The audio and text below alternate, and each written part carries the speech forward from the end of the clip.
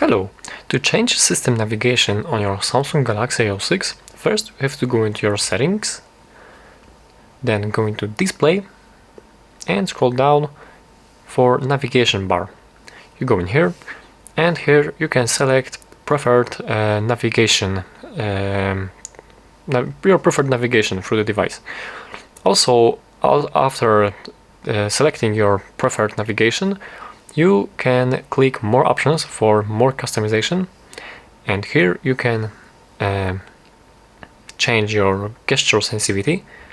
As you change it, you can see that how sensitive it would actually be, and these are the options for swipe gestures.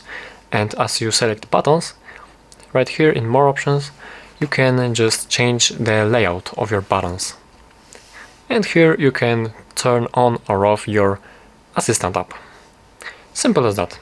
Thank you for watching and please subscribe.